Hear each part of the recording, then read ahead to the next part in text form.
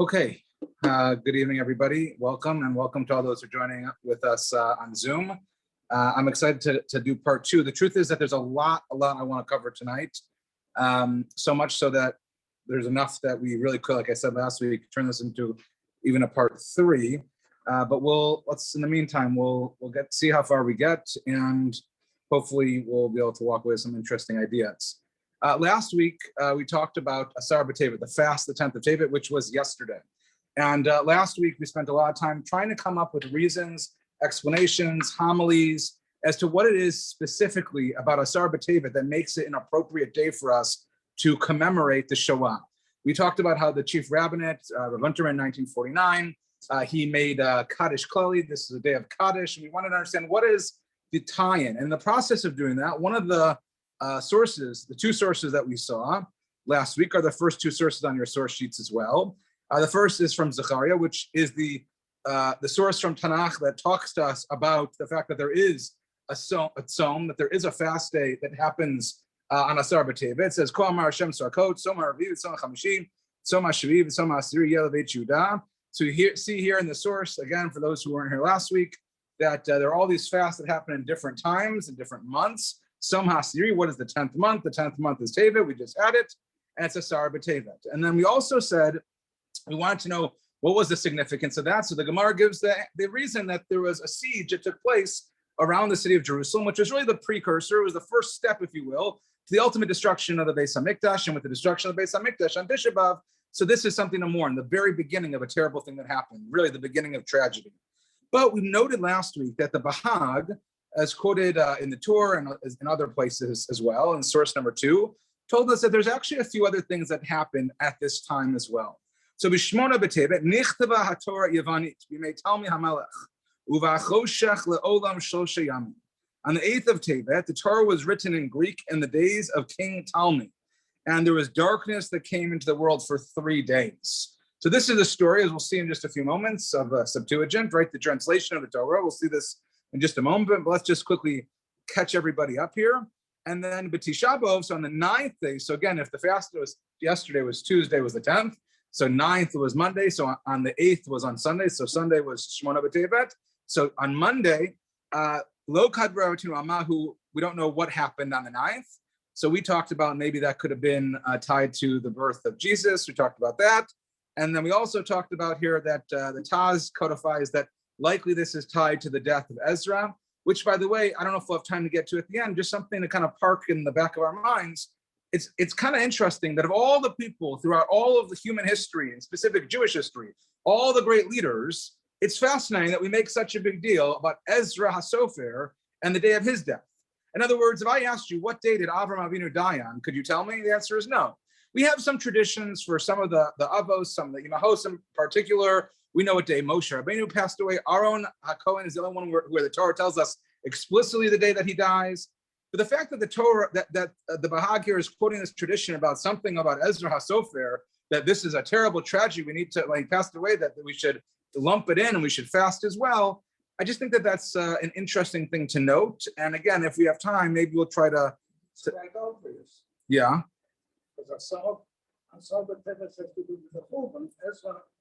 Yeah. So. Good. Yeah. So it two ends of the. Yeah. So maybe. They have two bookends. Maybe, but I just think it's interesting. I think there's that we would make a big deal about his death, but not Avram Avinu's death, right? Or Yitzchak. But I want to hold it for now. Now we kind of set the table. Let's go back to the beginning of that source, which is what happened on Shmona B'Tevet, which is Nichtava Torah Yavanis. So that's when the Torah was written into Greek. And this is probably a well-known story for most of us. And you can find it here in the Gemara Megillah on Daf Tet Amud Aleph. And it goes as follows. What is this Maaseh? What is this thing that happened with King Talmi? So the Gemara tells us that Tanya he found 72 of the elders, meaning the leaders of the Jewish people, and he put them into 72 different rooms, basically. And he didn't tell them what was happening, right? They're basically what? Taken hostage. He goes into each and every one. He says,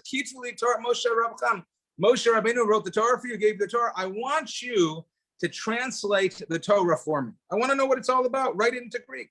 And what happens? A great miracle. Something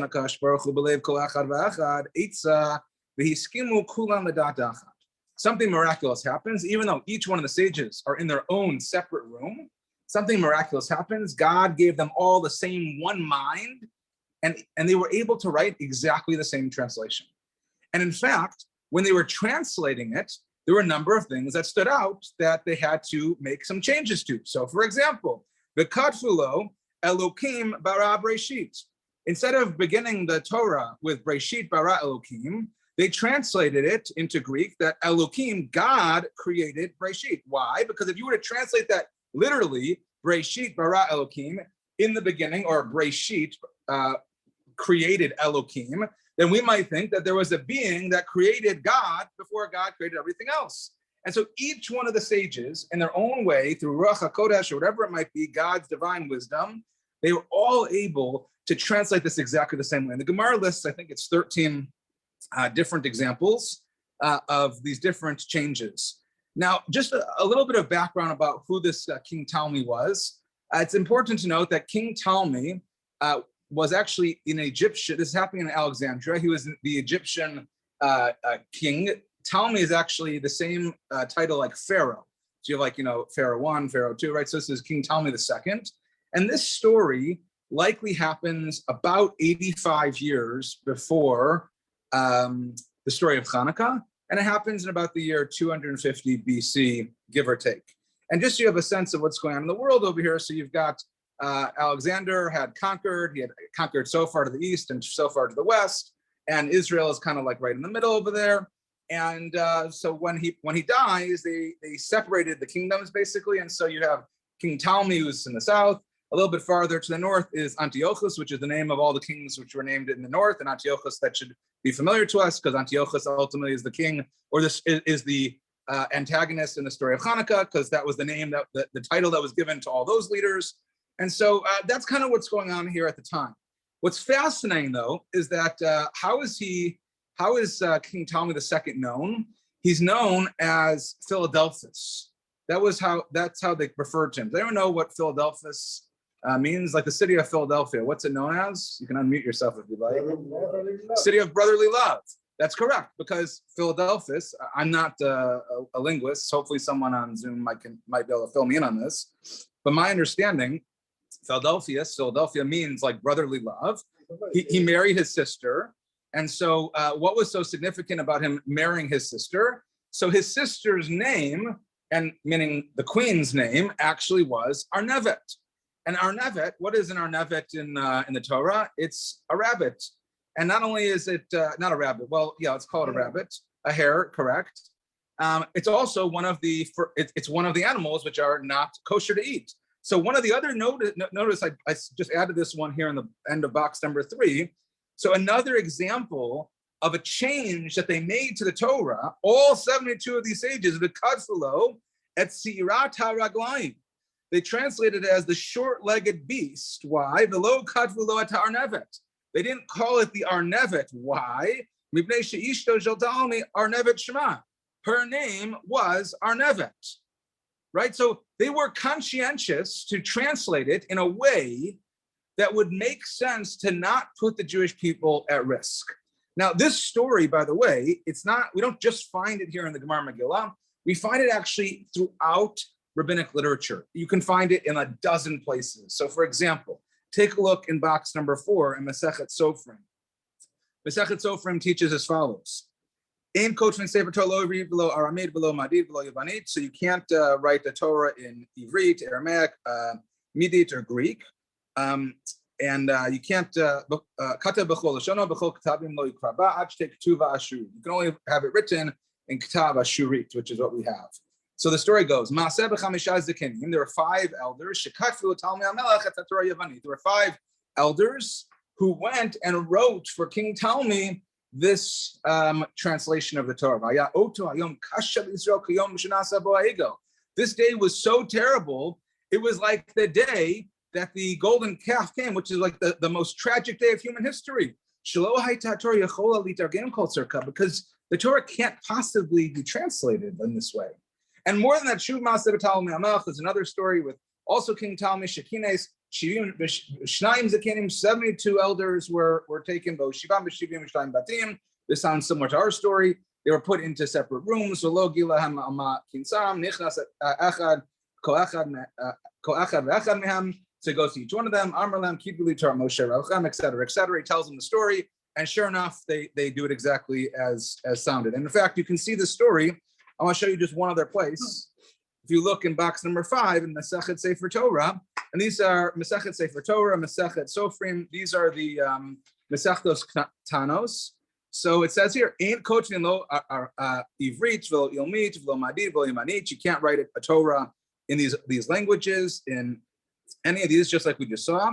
And Shivim Zakenim Kadvu Kol Torah Talmid Amalach Lashon Yavani, and 70 sages wrote this Torah scroll and translated into Greek for King Ptolemy via Oto Hayom Kashal Yisrael Kayom Shasa Bota Ego.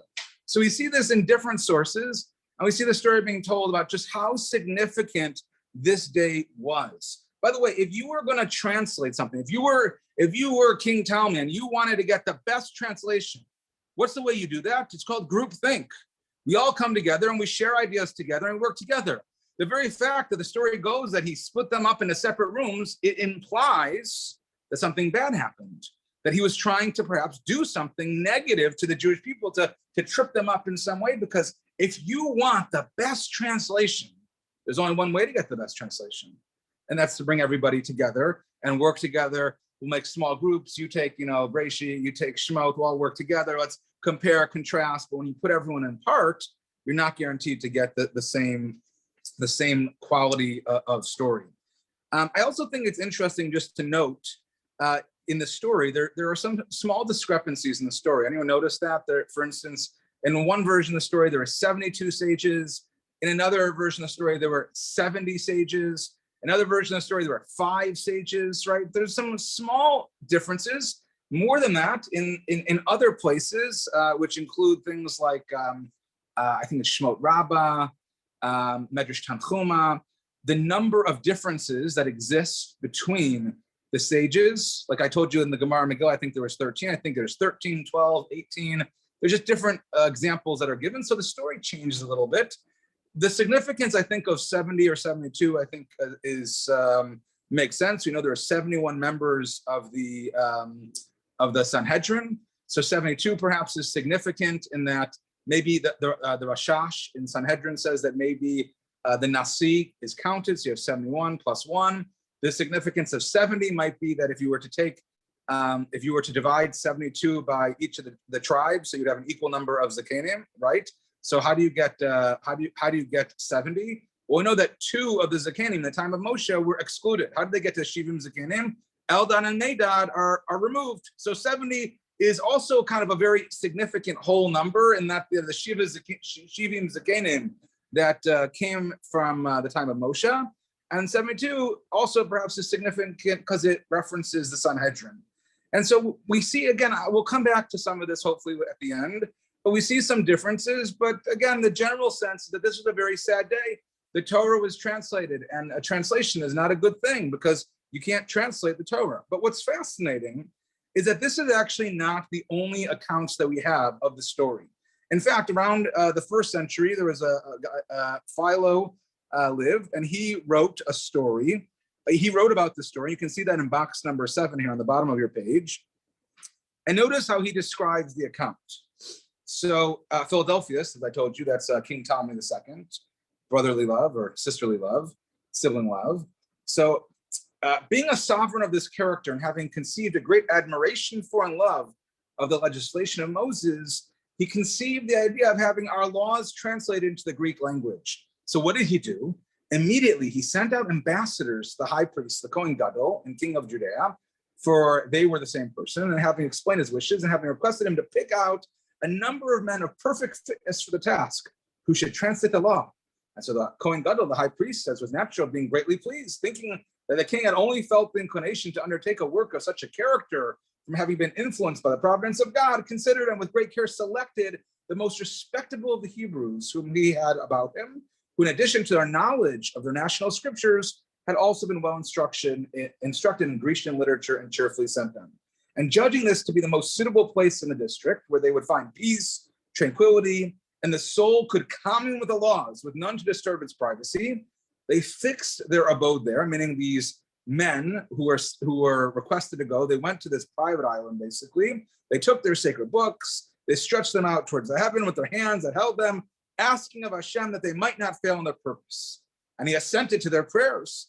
So to the end that the greater part or even the whole of the human race might be profited, etc., etc. Skip down to the last three lines. Therefore, even to the present day, there is held every year a feast and general assembly. The island of Pharos, whether not only Jews, but multitudes of others crossed the water, both to do honor to the place in which the light of that version first shone out, and also to thank God for the good gift, so old yet ever young. In other words, this story seems to tell a very different version of history. Does this sound like King Ptolemy took a bunch of elders or rabbis or leaders of the Jewish people that took them captive? Or does this sound like there was he wanted to be able to do something nice, and the Kohen Gadol acquiesced. He sent the best people. And what did they do? They went, they had a private island, they were luxurious, they got to sit, relax, they davened, these were pious men, and they went and they prayed God should give them divine wisdom, and they did it, and look what they came out with, a beautiful Greek Torah. And not only that, it's a day of celebration as well.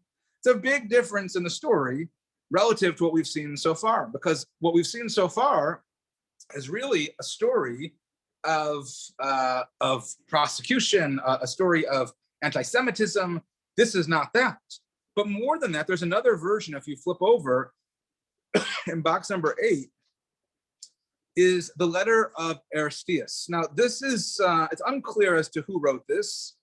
This letter, it's most likely faked, most likely an apocryphal work, which also tells the story of the Septuagint.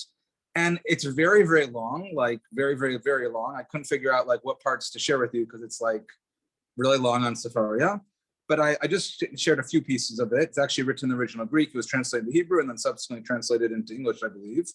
And it's unclear who wrote it. Again, it's an apocryphal work. But when you read it, the most likely working assumption is that this was probably someone who was Jewish, who was living in Alexandria at the time, and probably was trying to talk about how the Septuagint was not as bad as they thought it was. And in fact, if you look carefully, notice the story here. We'll read it in English in box number 8. The high priest selected men of their finest character and the highest culture, such as one would expect from their noble parentage. They were men who had not only acquired proficiency in Jewish literature, but had studied most carefully that of the Greeks as well. So these aren't just men who are pious. These are men of great wisdom. These are men who are the smartest of the smart. And they're specially qualified, therefore, for serving on embassies. And they undertook this duty wherever it was necessary. They possessed a great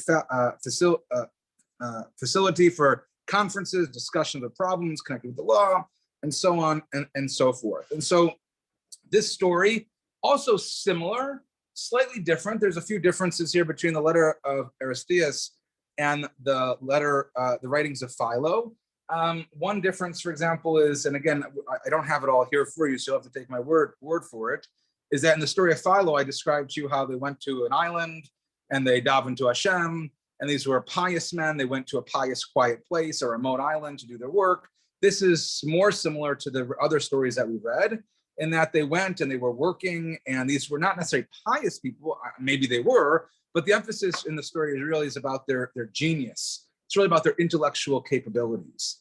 And there's a really fascinating article by Moshe Simon Shoshan, which I'm happy to share with anybody who wants to read it. It's very lengthy, but really interesting.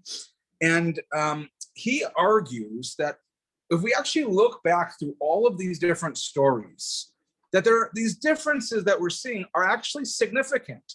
And they represent two different camps in how we look at this story of the translation of the Torah into Greek. Everyone agrees the Torah was translated into Greek. As an aside, we don't have time to get into it tonight. The actual Greek translation known as the Septuagint, if I were to open it up for you, it doesn't actually match any of the changes that are here. It's actually a totally different work. But just forget about that for a moment, pretend I didn't tell you. But so what he suggests is that there are two different approaches to this entire Septuagint saga, if you will, right? So it's, and it focuses on this underlying question of whether or not we're actually comfortable with translating the Torah or not. Aristeas thinks that you can translate the Torah. If you're intellectually capable enough, if you're smart enough, then you're able to translate the Torah. On the other hand, Philo sees it a little bit differently. He says, you actually can't change the Torah. And what's the proof in the pudding between Philo and Aristeas, and by the way, the other sources that we saw as well, is that he says that they had to go and commune with Hashem. They had to sit there and pray for divine help, and they were the most pious men because it is impossible to actually do this. They celebrated because a miracle had taken place that they did the impossible, which is they translated the Torah into Greek. Translating the Torah is not something that's actually even remotely possible, and yet they did it. And if you notice carefully the language that's used in these different stories, and Moshe Simon Shoshan talks about this more, you'll notice that doesn't use the word tirgame, it doesn't use the language of translate, it actually uses the word katav, they wrote. So for instance, it could be that there already was some translation and these sages were simply like editing the translation, or they're just writing next to it. They weren't translating as much as they were just writing things about the Torah. And it's kind of a fine difference and it's a nuance. But again, I think Philo jives more with our more traditional sources because he sees that the Torah can't be translated. And the fact that the Torah can't be translated, so the fact that someone tried to translate it, that's a great tragedy because you can't translate the Torah. In fact, this is not the only example that we find in the Gemara, for instance, where someone tries to translate the Torah. Can anyone think of what is perhaps even more famous than the Septuagint translation of the Torah? What was that? Onkelos, correct. So if you take a look in box number 9, the Gemara wants to know about Onkelos' translation, Targum Onkelos. We just got through all this time talking about our translation is such a terrible thing, and it was a great tragedy. You have to fast over it, Septuagint. Torah can't be translated. Well, what about Targum Onkelos? So look at the Gemara here. Look, notice the hoops the Gemara goes through here. Amar Rabbi Yirmiyah v'Itam Rabbi Chia bar Ava Targum Shel Torah. So who wrote this Targum? So Onkelos Hager Amaro Mipi Rabbi Elazar Rabbi Yoshua. Where did he get it from? The Aramaic translation of Torah, which is used in synagogues. I'll never forget. I once the custom. I think it's a Yemenite custom.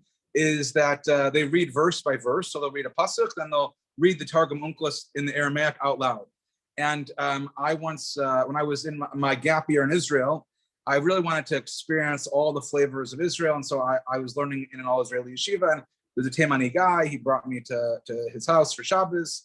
And I remember going to shul. I remember that every time everybody stood up, I sat down. When I sat up, I was not in sync with anybody there. But I remember that they had a young man who was reading the Targum. And I remember thinking, gosh, davening is going to take forever. That's what I remember. And just think, anytime someone says davening takes so long, you can tell them that we'll be happy to make it longer. And so they will really appreciate how fast davening really goes. So this is what happened, right? So Onkelos Hager, Onkelos, the great sage, Onkelos was a convert. He wrote it, and it was based on the teachings of Rabbi Elazar and Rabbi Yeshua. And more than that, so Targum Shel Nevi'im, Yotan ben Uziel, Amrom Pi Chagai Zachariah Malachi, Benizda Eretz Yisrael Arba Mil Parsa Arba Mil Parsa. And so the Aramaic translation of the prophets was written by Yonatan ben Uziel, and it actually goes back to the prophets themselves, Chagai Zachariah Malachi. And the Gemara says that when he wrote this translation, so Eretz Yisrael Nizdaz, thank you, it quaked over an area of 400 parsas by 400 parsas. In other words, the ground literally shook. How dare you translate this? Who is the person who's revealed my secrets to all of mankind? In other words, what are you doing? You can't just share this with anybody. So Hamad Yonatan ben Uziel Raglav Yamar, so he gets up and he says, I'm the one. I take responsibility. I'm the one who translated it for all the people. You know that it's not because of my own kavod that I did it, but not for my father's house, certainly. I did it for your kavod. Shelo Yerbu Machloka B'Yisrael, because I didn't want there to be a machloka. I didn't want there to be an uncertainty about complex verses. People didn't know what was happening and they couldn't understand it. So I translated to make it better for the Jewish people. He also wanted to translate the Ktuvim, the writings. And the Bakol, Amrulo, Dayachan. So the Bakol comes out and says, no, that's it. We draw the line here. You're not going to translate the Ktuvim. That's where we draw the line. And why? My timer. Because then, if you translate, then everybody's going to know when Mashiach's going to come. So if you are able to have this type of level of prophecy, Yonatan ben Uziah, you're able to go back in time and be able to take from the teachings of the Nevi'im themselves, the prophets of Chagai, Zechariah, and Malachi, you're going to reveal to everybody the end of the world, then when Mashiach is going to come, and we can't have that happening. And B'Turkum Shel Torah Unklus Hager Mar V'Hamar Ika Bar Avin Amar Rav Chanav Amar Rav Mai Dichtiv V'Ikru B'Sefer Torah Elokim Mefarash Shov Seicha V'Avinu B'Mikra. So they want to know that what does it mean, this pasuk that in the days of Ezra they read in the book the Torah of God distinctly, and it gave the sense and they caused them to understand the reading. The verse to read this should be understood as follows: and they read in the book the Torah of Hashem. This is the scriptural text distinctly. In other words, what does it mean distinctly? It means what does it mean Meforash? This is Targum, and this was something that was accepted. And so with the Gemara here, for our purposes, what is it doing here? It's jumping through hoops to show you that even the translations that were done, even the translations that were good translations like Targum Onkelos or Yonatan ben Uziel, where did they come from? They also came from divine, because you can't translate the Torah. It can't be done. Our tradition can't be translated. And if it's going to be translated, it has to come from some divine being. It has to come from God himself, where he speaks the prophets, who teaches the person, and that person then translates. It can't just be that a person opens up and starts to translate. Now you might wonder, well, so what is it? It may not feel to you, let me say it differently. It may not feel to you as if translation is such a tragedy. Like, this is worth fasting, like translation. Okay, I mean, it doesn't sound to be the best thing, but doesn't sound to be the worst thing either. I can think of a lot worse things than translating. The truth is that all of us could easily think, if we were just going to brainstorm, we can easily think about why translations are so bad. So for example, when a translation happens, oftentimes things just are mistranslated. We get things wrong. So I gave you two examples here on the back here, which is, it says no littering, violators will be fined, right? That's a mistranslation. You will not be fined. If you litter, you'll be fined. Or for example, another sign to take notice of safe, the slippery are very crafty, right? They're very crafty. That's also a mistranslation. And it wasn't unintentional. In fact, it was a lot of fun trying to find really good, if you have nothing to do, just Google like mistranslated pictures. In fact, the Chinese government cracked down on this because people were making fun of them and they didn't want that. And so they have a whole like department that makes sure that all the signs are translated exactly right. But I found a few others that are just so good. So for example, there was a restaurant window that says, don't stand there and be hungry, come on in and get fed up. So I think that makes a lot of sense at most restaurants. There's a hotel elevator in Paris that says, please leave your values at the front desk.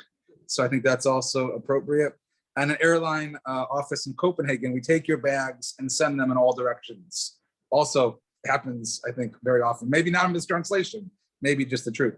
So that's problem number one, right? So when we write a text, we could just get it wrong. We can translate the words in the wrong way unintentionally, even though they're translated right, but we can misinterpret the translation. The second issue I want to point out is what I want to call misappropriation, which is that where other communities, meaning non-Jewish communities, could be using our text in different ways. And we're going to talk more about that in a little bit. But in particular, think for a second, like, I want to think of a good example. Yeah, well, I'm imagining, for example, like you're having, a Pesach Seder, and all of a sudden you're reading our text, and we read in the middle of the Haggadah, Shvo Chamarchel Hagoyim, and everyone's got a translated Haggadah in front of them. You maybe have your neighbor over, or a friend, someone who's not Jewish, or maybe they're converting, whoever it is, they're at your table because they're at your table, and that's maybe a shir for Pesach, whether they should be at your table or not, but they're there, whatever, and it doesn't look great. It's like, Shvo Chamal Chal Goyim, like go kill, like God, pour your wrath on all of the people of the world. Or if you're like someone who's not Jewish and you read the story of Hanukkah, it doesn't always read the way that we think it's going to read, and maybe an anti-Jewish agendas. And in fact, this is not just like a concern that I have. If you turn to the Medrash Tanchuma in box number 10, the Medrash Tanchuma says, Amar Rabbi Yehuda Halevi ben Shalom Bikesh Moshe Shetei Afa Mishnah B'Ktav. We know that there's an oral tradition and a written tradition. So Moshe Rabbeinu said, I want to have the oral tradition written down too. It's going to get lost. Moshe knew. Eventually it was written down by Rebbe. So God says that what? He says, I'm able to see into the future. He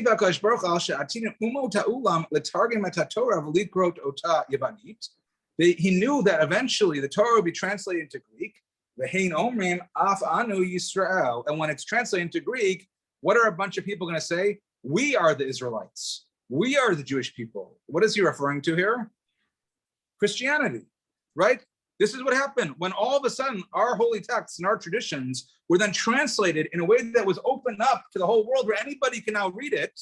All of a sudden people could start taking it as their own, which is what happened, right? I always, anytime someone talks to me about like the New Testament and they'll say, oh, the Old Testament, I find that like to be offensive because not the Old Testament, it's the Hebrew Bible, right? It's the Old Testament. They changed it, they're now calling it the Hebrew.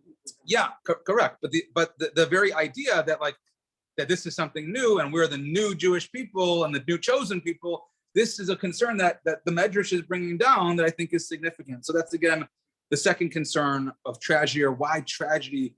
It's not tragedy. Why translation is such a big deal. And the third thing I want to talk about, and this is where I want to spend the rest of our time, is what I would call the idea that every translation is ultimately an interpretation.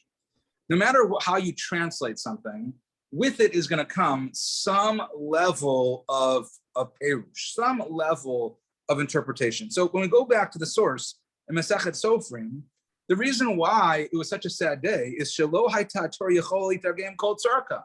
You can't translate all of it because every translation is going to come with an interpretation or a lack of an interpretation. So, for example, like when we're translating phrases, even Elokim bara Breshit instead of Breshit bara Elokim, we're losing something in that. It's an interpretation of what's there. Do you know how many drushos exist on the very idea that the letter Bet is the first letter of the entire Torah? So many drushos exist based on this idea. And when you change it around and translate it to God created heavens and earth and not Breshit, you take away that Bet, all of a sudden when you translate it, there's something significant that's lost. And in fact, I want to talk about Art Scroll, everyone's favorite topic. I don't even know if I'm allowed to say that word in the sanctuary. I know it's like, not allowed to be said. My books are actually still in boxes.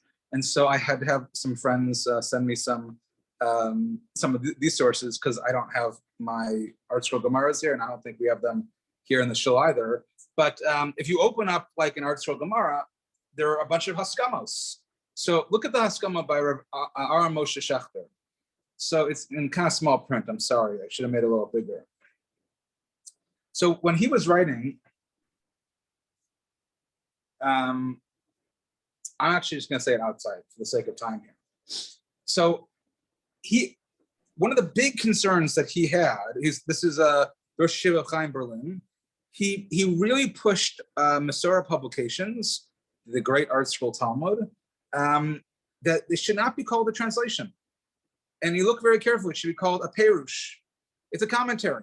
This is a commentary. And by the way, if you open up the Art Scroll, it will tell you that when they ran into trouble trying to figure out how to explain a phrase or a piece of the Gemara, they always defer to the opinion of Rashi. In other words, the translation itself is not a literal translation. It's actually a translation that's an interpretation based on the opinions of Rashi. And so he pushed for them to say that. And in fact, that's what it is. It's really a commentary, not a translation. And in fact, you see a similar idea revealed by Rav Eliashav in this second box, in box number 12, also that needs to be described as a perush, not a translation. But here's the thing. We know that translations exist, right? We know that they happen. The Rambam tells us in box 13 that when the Jewish people came back, they weren't able to read Hebrew. You should take They- something, but I don't know what to Sorry, say. someone's saying something? Oh, okay, maybe not. So take a look at the Rambam. The Rambam says that Kivan Shigal Yisrael b'mei Nebuchadnezzar Rasha. What I took So when the people of Israel went into exile in the days of Nebuchadnezzar, so they mingled with the Persians, the Greeks, the other nations, right? And in those foreign countries, children were born to them, and their language was confused. Everyone's speech was a mixture of many tongues. No one was able, when he spoke, to express his thoughts adequately in any one language, otherwise than incoherently, as it said. And their children spoke half in the speech of Ashdod. They couldn't speak in the Jewish language, but according to the language of each people, and this is the time of Ezra and Nehemiah. And so consequently, when any one of them prayed in Hebrew, he was unable adequately to express his needs or recount the praises of Hashem without mixing Hebrew with other languages. So what did Ezra and the Anshe Knesset Gedolah do?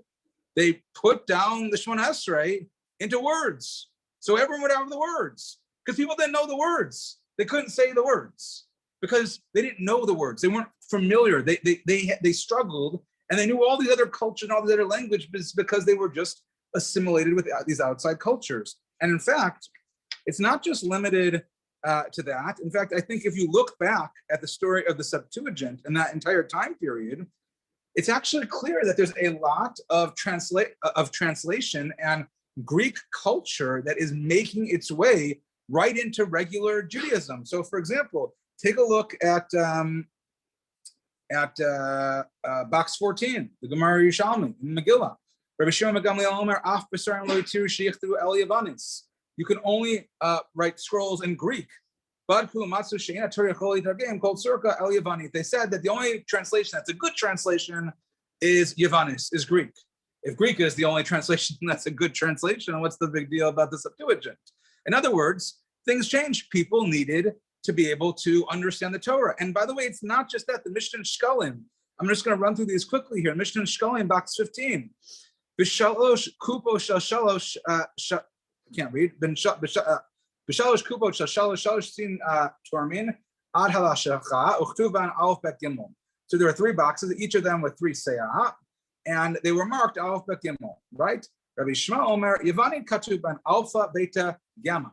He says that they were actually marked with alpha, beta, and gamma. And I only know what alpha, beta, and gamma is because of the coronavirus. I didn't know Greek alphabet until the last year, unfortunately, last 2 years. So the Mishnah Shkalim is saying that in the Beit HaMikdash, there were boxes that were written with alpha, beta, gamma. Why in the Beit HaMikdash, of all places, would they have to use not aleph, bet, gimel?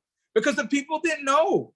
They had already become assimilated with these outside cultures. People were learning Greek. And you can see this in the Mishnah Yadayim. Notice that the Sadducean have a great question against the Pharisees. They say that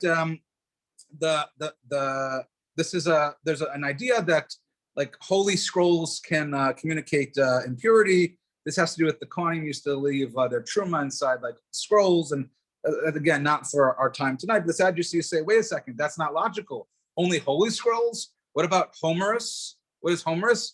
Homer, the story of Homer. You guys have on your bookcases, we see all the DVDs, we see all the VHS tapes, all the CDs, we see all the books on there, we know what's all there, we know you have it. So you want to say that the Sadducees are arguing, you want to say that you can give off Tuma when it comes to a holy book, but not the book of Homer? That doesn't make sense. A book is a book. And again, we see from this Mishnah and Yadayim that they had Homer and it existed, and there are people who were reading Greek, and it was just part of their culture. The Yerushalmi and Sota talks about what happens if a person reads the Shema in Greek itself, in Hellenistim, which is Hellenistim, which is Greek. What do you do? So it's okay. So we see, again, there's so many great sources here. We just don't have time. The Gemara Megillah talks about this as well, about Yafet being the son of Noach, and that Greek is also a beautiful language. Gemara Yerushalmi and Sota talks about teaching your daughter Greek. So lest you think, like, by the way, like anyone says, oh, I shouldn't teach my daughter like Gemara or whatever it is, it's okay to teach your daughter Greek, but not Gemara, evidently. That was a joke. So it's Talmud Yerushalmi and in source 19. And so again, there's so much going on here. And what I want to actually suggest here is that going back to our very beginning, when we noticed that there were these discrepancies in the stories of the Septuagint tragedy, 5 sages, 70 sages, 72 sages, different numbers. What I want to maybe suggest, and again, I can't back this up, this is just a hypothesis, is that there were probably lots of different translations of the Torah into Greek. And there were probably different versions which had different number of changes. And there was a time when 5 sages wrote it, and there was a time that many other sages wrote it. And the Jews who lived in Alexandria, there were Jews in Alexandria at the time, they needed something to read as well. And so this is just a really, I think, fascinating notion, but it's not like a new notion for us because we're living in a very similar time. In fact, when we think about the Talmud, we think about the Art Scroll being translated into English, well, guess what? That was not the first major translation that was done since the Septuagint. In fact, if you go all the way back, if you turn to box 19, and you look, there's a great article by Rabbi Adam Mintz in the Torah Mata Journal about words, meaning, and the spirit, the Talmud in translation. This is on the back page. It's a story about Moses Mendelssohn and how he, in 1783, he writes a German translation of the Bible. That's a big deal. And the chief rabbi of Berlin writes, I'm looking forward to the benefit that will accrue from it to all who come in the name of the Lord, desirous of knowing the clear language of scripture and the interpretation offered by him, meaning Moses Mendelssohn. And it was widely read in rabbinic circles. Now, these are primarily Western European rabbis. Those who are more the traditionalists, for example, like the Chassam Sofer, Rabbi Moshe Sofer, he felt very strongly that this should not be used.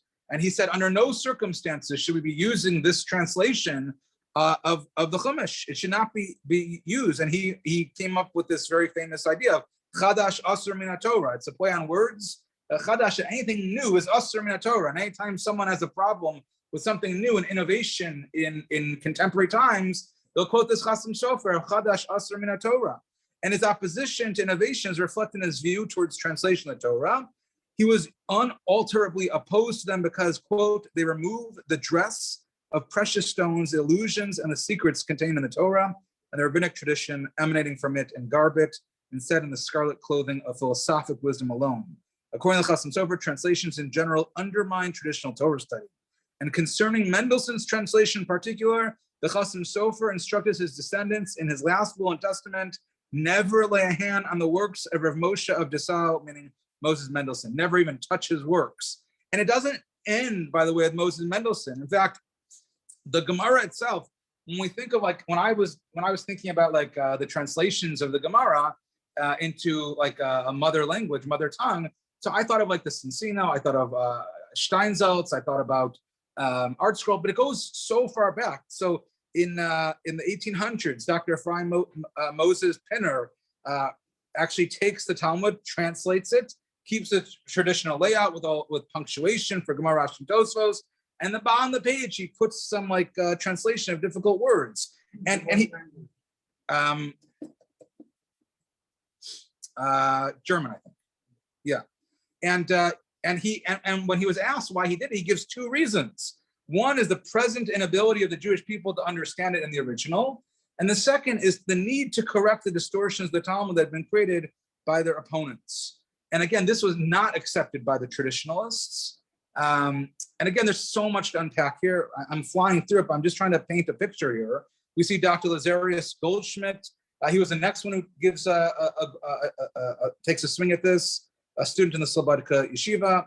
In an autobiographical essay, he writes that he chose to translate the Talmud in response to the anti-Semitic atmosphere that existed, and he does, and it was accepted by some, but not really accepted by others. There's others as well, but the first attempt to translate the Talmud into English was actually undertaken by Michael Levi Rodkinson, which was not accepted in Orthodox circles.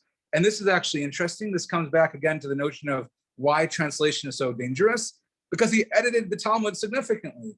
And he said that he, quote, omitted all such irrelevant material as interrupted the clear and orderly arrangement of the various arguments. And we've also omitted any repetitions. If you ever learn Gemara, the Gemara repeats itself often, or you'll see similar sugyas in different places. So he was able to take all like Shas Mishnah, all of the Shas Gemara, and he was able to truncate it a little bit, and that was not accepted.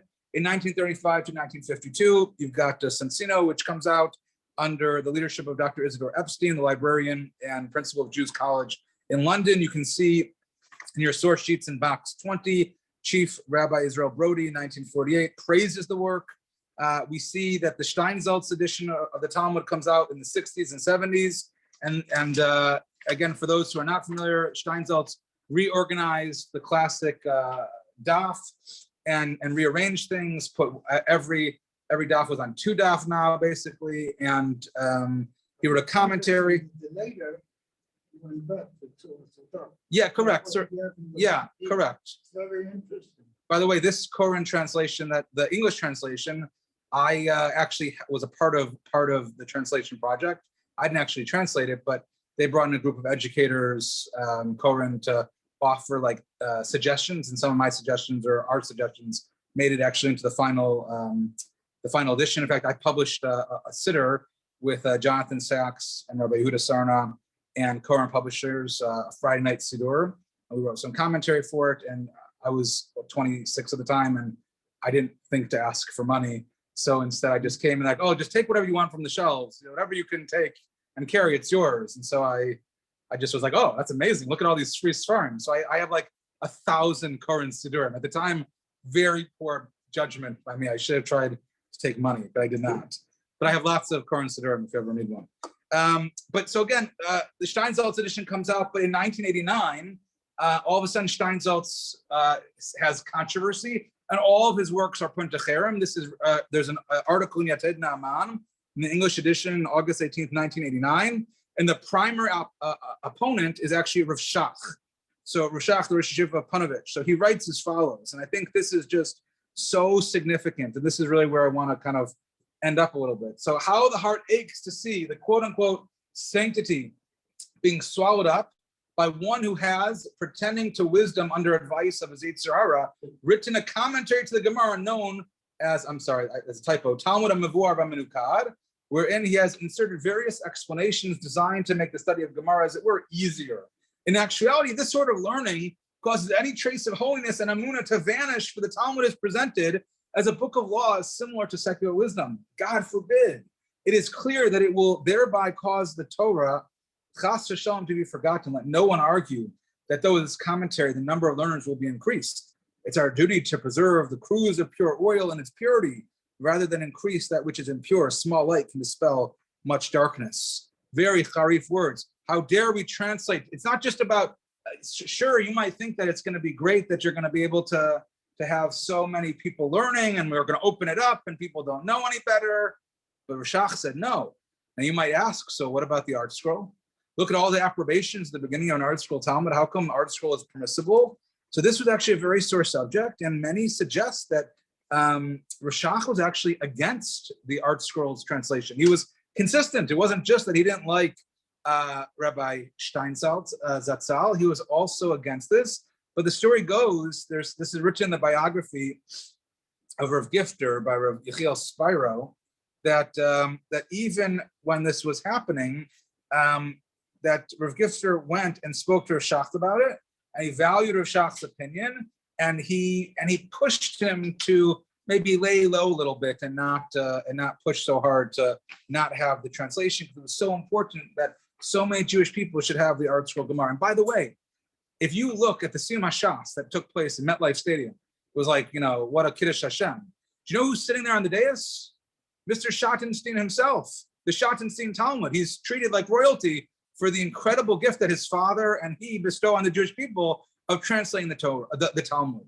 And when we look back on all of this, by the way, it's easy to say, wow, we live in this incredible time. And if you look in box 23, this is kind of the end part, the conclusion of Rabbi Adam Mintz's article, where he says, listen, like, it's people need it, and this is for the betterment of the Jewish people. And there is value in that. But we also have to take a giant step back and recognize the tremendous tragedy, like Rav Shach said, that we need a translation, that we've become so a culture that we can read English and Hebrew 100 times. We can read and speak English 100 times better than we could read and speak Hebrew, that we can know so much about the world, about sports and politics and literature and culture, and yet we don't know nearly as much about our own tradition. And that's something that for many of us is beyond our own control, because that's the life, the world that we've been brought up into. And we should be taking advantage of every opportunity we can to learn. And there's more Torah learning that's happening now than ever before, which is simply a remarkable thing, that in all of human history, more people are more learned and doing more Torah learning now than ever before. But as Rashach said, there is an element of tragedy. There is something sad that we need to live in this time that has changed, that there's something that the Torah is a little bit farther away from us, whether we realize it or not. And so even though we might not think of a Asar B'Tevet or the Septuagint and the translation of the Torah as being this big, significant moment, the truth is that once a year, it makes sense for us to take pause and to realize and to reflect just how far away we actually are. By the way, when we come back to Ezra, one of the things that Ezra does is he makes sure that all Torah scrolls are written in Ketav Ashuri, the way that we have now. And the writing of the Torah, the way it is now, has all those little like crowns on top of the letters. It wasn't always like that. And the Gemara talks about how Rabbi Akiva was doresh those Ketarim, that Rabbi Akiva created drushos and unlocked every little crown of every single letter. The reason why Ezra deserves to be recognized in this day is because he unlocked a portal for us to be even more connected to the tradition, because he recognized just how far people really are in fact. And so one day a year, we mourn the notion that we unfortunately can't accept the Torah in all of its entirety. It is translated for us. And it's not just the Torah, or it's the Talmud, or any number of translated works. I'm looking at our bookcase. We've got a bunch of English books.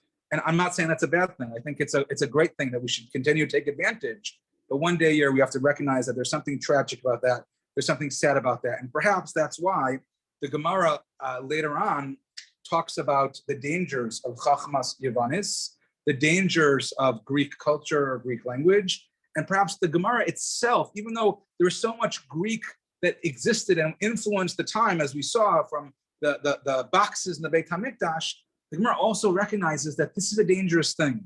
And I think maybe for another year, maybe even next year, we could talk a little bit about the Greek language itself and what makes it so beautiful and maybe what makes it so dangerous.